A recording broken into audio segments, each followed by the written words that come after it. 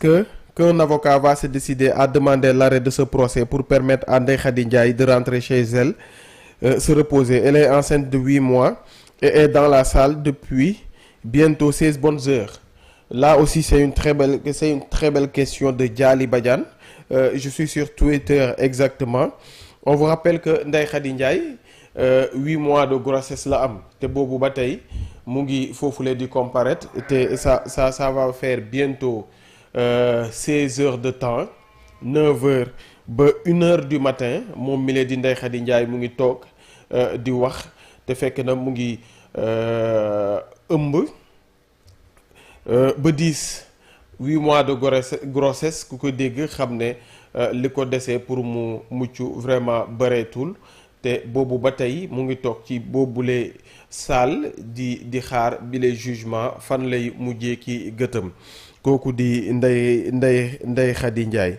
Tu joues à des gens gratuitement sans aucune reconnaissance si rien n'affirmait qu'il croit qu'Ousmane Sonko a eu une relation extra-conjugale avec elle.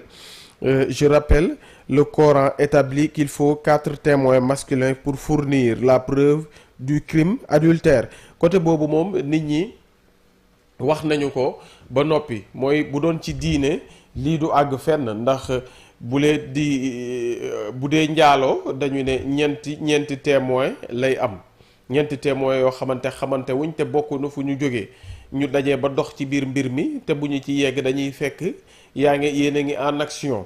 Comme loolu amul moom bu dee ci l'islam lañ doon attewoo yaakaar naa ne coow li génn nañ ci depuis mois de mars 2021 mais comme on nous parle de pays laïque, on nous parle de mbir yi nga xamante ne moom moo fi am kon on est forcé d'obéir à ça comme ni ñuy wax force restera à la loi boobu moo waral ñuy juger bile mbir te boobu ba tey ñu ngi toog di xaar. Comme je vous l'avais dit, hier, le journal Serigne Saliou Gueye a été entendu ce matin par la sûreté urbaine.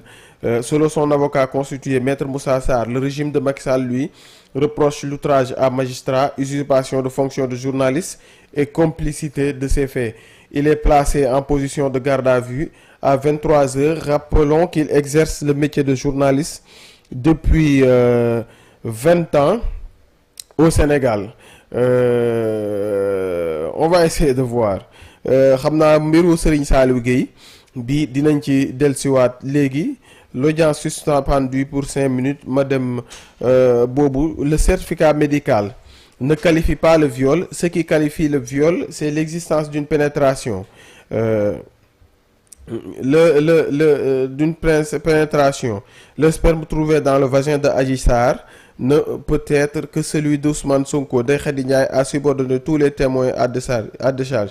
La meilleure preuve reste le capitaine Seydina Touré qui a fait son Copar Express. On va essayer de voir. Bijou, juste pour revenir ci kaaw ki nga xamante ne moo di Serigne Saliou Gueye.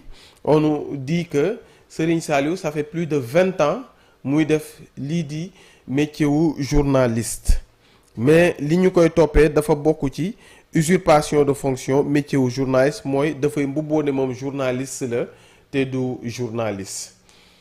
Léegi nag on va essayer de voir ma liiral leen li tax ñu ji. Comme je vous le disais hier, le journal Serigne Saliou Gueye a été entendu ce matin par la sûreté urbaine de Dakar.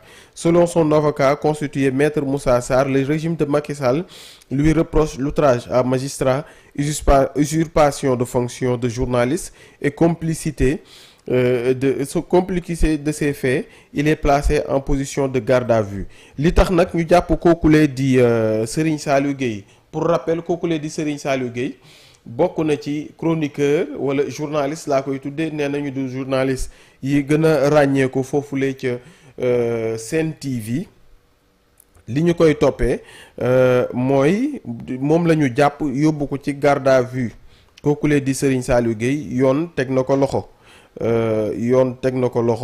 Li ñu koy toppee ñett poñ la. muy le journal voici les infractions visées: usurpation de fonction de journaliste, outrage à magistrat évoqué Jotna Média, avant d'ajouter que pour le moment aucune notification ne lui est faite.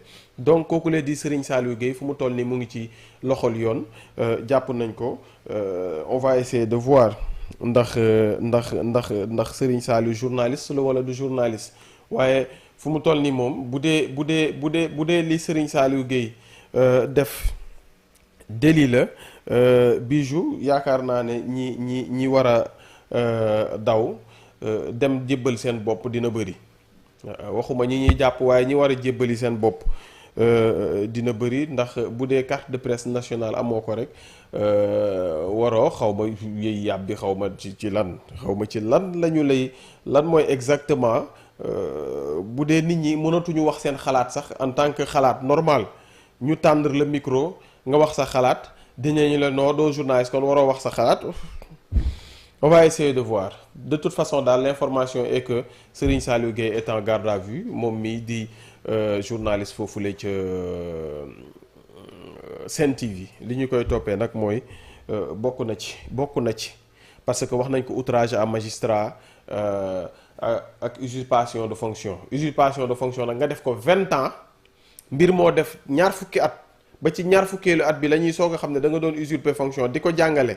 moom mii di Serigne Saliou Gueye bokk na ci ñi nga xamante ne ils sont des formateurs ils ont formé des journalistes gis naa ci kay sànq kii di Mame Gor Ngom je pense Mame Gor Ngom la tudd ci Facebook bi un excellent journaliste bu wax ne moom Serigne Saliou Mame Gor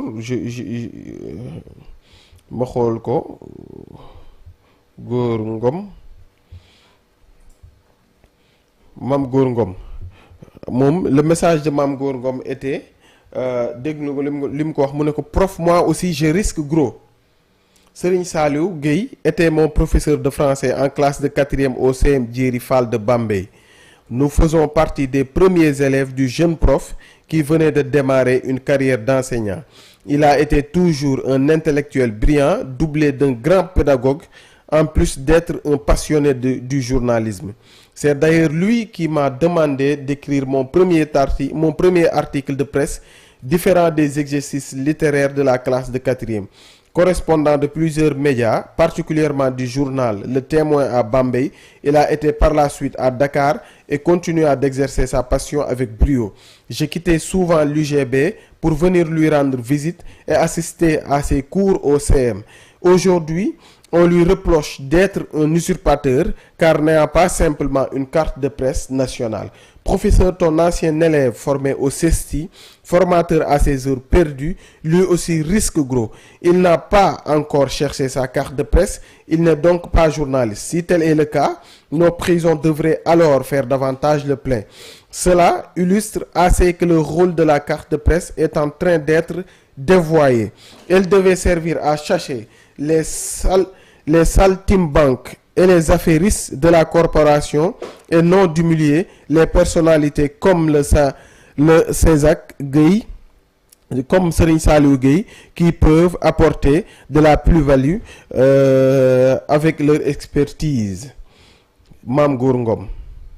Kon Bijou, c'était ça à propos de Serigne Saliou Gueye. Xam naa c'était juste une brèche qu'on a ouvert pour waxtaane lii di mbiru Serigne Saliou Gueye ñu delluwaat ci mbiru Adji Sarr ak Ousmane Sonko allo.